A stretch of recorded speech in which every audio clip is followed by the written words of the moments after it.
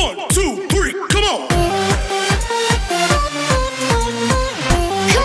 Hi everyone, and welcome back to Learn English with me, Miss Novita. Today, we will learn about report text. Sebelum kita mulai, jika kalian ingin update dan mengikuti semua materi bahasa Inggris dari saya, jangan lupa tekan tombol subscribe dan loncengnya ya. Hi, how is life? Hope you fine every time. Well, we will start our study now. Sebelumnya, kita sudah mempelajari tentang jenis teks, yaitu ada narrative text dan ada prosedur text.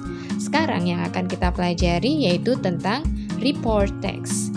Pernah mendengarkan tentang text report?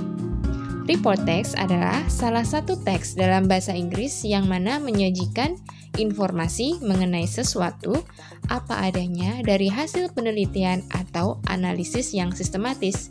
Jadi yang perlu diingat-ingat dalam report text ini yaitu informasi yang disajikan atau yang diberikan itu sudah diteliti sebelumnya dan sudah dianalisa sebelumnya secara sistematis.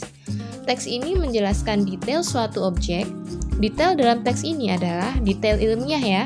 Jadi meliputi penjabaran objek, baik fisik maupun non-fisik dari fakta-fakta ilmiah tentang objek tersebut. Diingat-ingat, semua hal yang disajikan atau diinformasikan dalam report text itu merupakan suatu fakta-fakta ilmiah yang didapat dari hasil penelitian atau analisis yang sistematis. Are you ready for next explanation? Keep watching! Dalam sebuah text report itu bisa menggambarkan tentang tumbuhan, tempat, hewan, benda, suatu teknologi ataupun fenomena alam. Yang perlu diingat bahwa dalam report text itu informasi yang disajikan atau benda-benda yang digambarkan dalam teks tersebut sudah melalui analisa sebelumnya. Jadi teksnya berupa fakta-fakta ilmiah. Oke, sekarang kita menuju ke social function atau tujuan dalam sebuah report text. Social function of report text is to present information about something generally to the reader. Jadi tujuannya dalam sebuah report text yaitu memberikan atau menyajikan sebuah informasi kepada pembaca mengenai objek dari teks itu sendiri secara umum. Diingat-ingat, secara umum.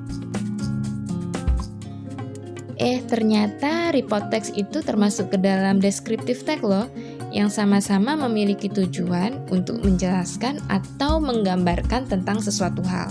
Tetapi perlu diingat-ingat perbedaan antara keduanya. Kalau report text itu menjelaskan sesuatu hal secara umum dan cenderung menyajikan data yang aktual. Yang dimaksud data aktual yaitu data-data yang dihasilkan dari analisis yang sistematis. Tetapi kalau dalam descriptive text itu dia menggambarkannya berdasarkan pada opini penulis yang spesifik.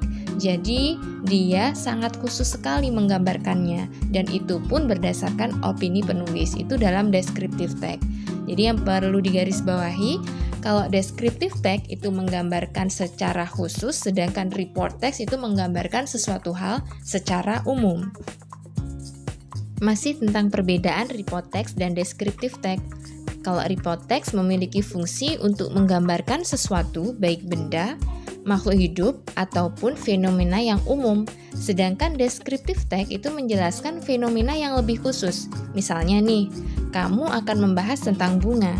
Maka kalau dalam report text itu akan digambarkan bunga tersebut secara umum. Tetapi kalau dalam descriptive text, nanti kamu akan menggambarkan bunga tertentu, kamu merujuk ke jenis bunga tertentu. Contohnya, kamu ingin menggambarkan bunga mawar. Nah, itu kalau dalam descriptive text, lebih khusus. Sekarang yaitu tentang ciri-ciri report text. Dalam report text memiliki ciri-ciri yang pertama berisi fakta-fakta ilmiah. Jadi semua yang digambarkan di dalamnya itu berdasarkan fakta-fakta ilmiah yang sudah diuji kebenarannya. Yang kedua yaitu judul teks terlihat lebih umum. Jadi yang digambarkan dalam teks tersebut judulnya itu umum. Contohnya, misalkan kalau dalam teks report itu judulnya adalah cat. kucing saja, tetapi kalau dalam descriptive text itu biasanya lebih khusus, yaitu my cat. Kalau my cat itu berarti bukan dalam report text, tapi kalau cat saja itu berarti masih umum sifatnya, seperti itu.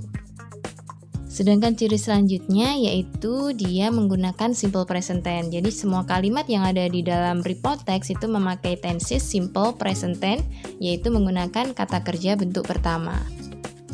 Sekarang yaitu unsur kebahasaan atau language features of report text.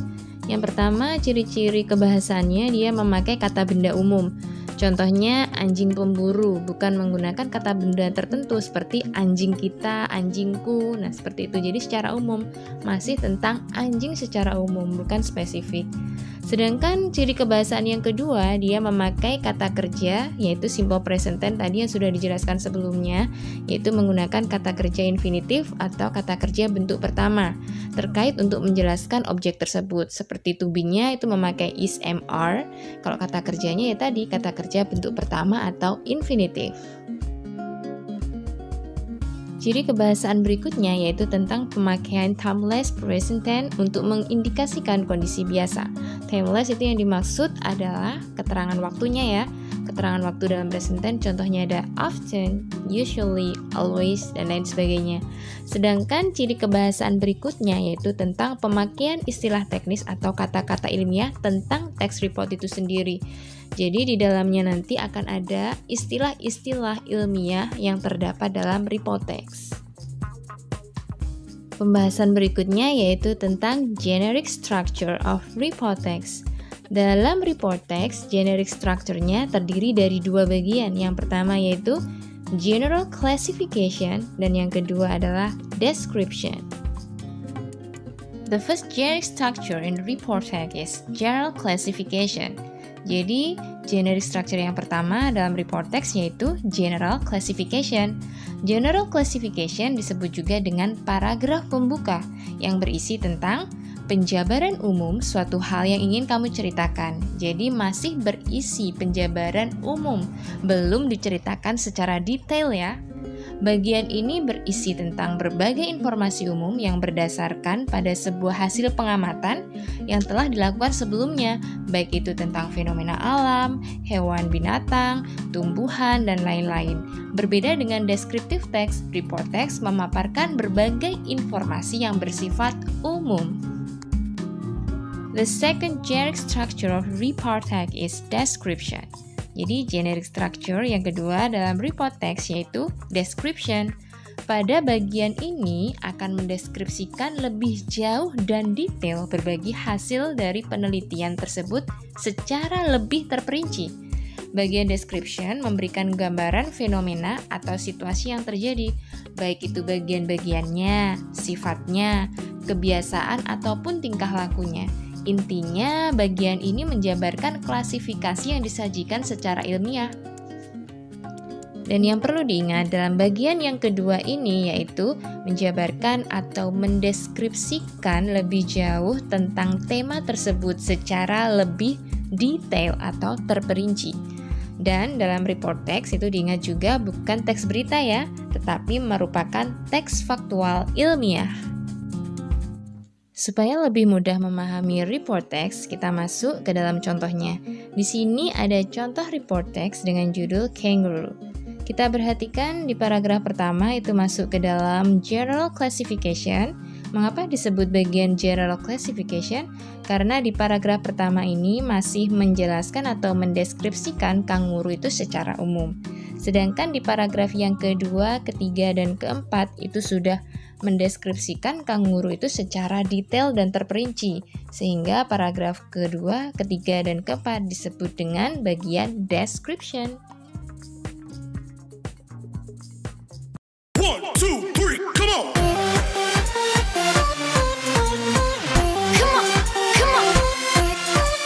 The polar bear is a bear native to the Arctic Ocean and its surrounding seas.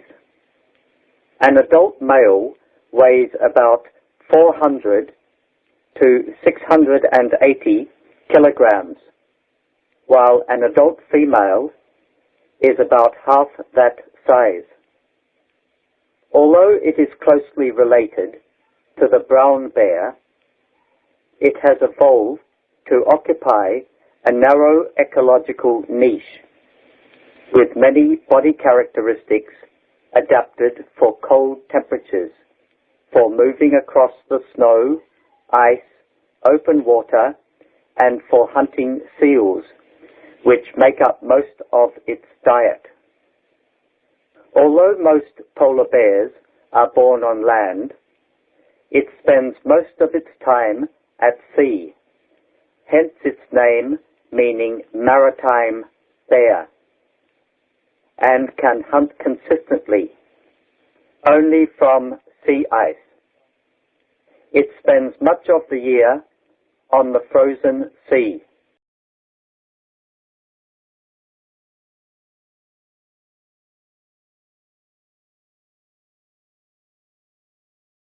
The anaconda is the largest snake in the world. Also known as the water boa, this giant meat-eater lives in swampy areas of tropical South America. It spends a lot of time in shallow water, hidden from unsuspecting prey. Anacondas are related to boa constrictors.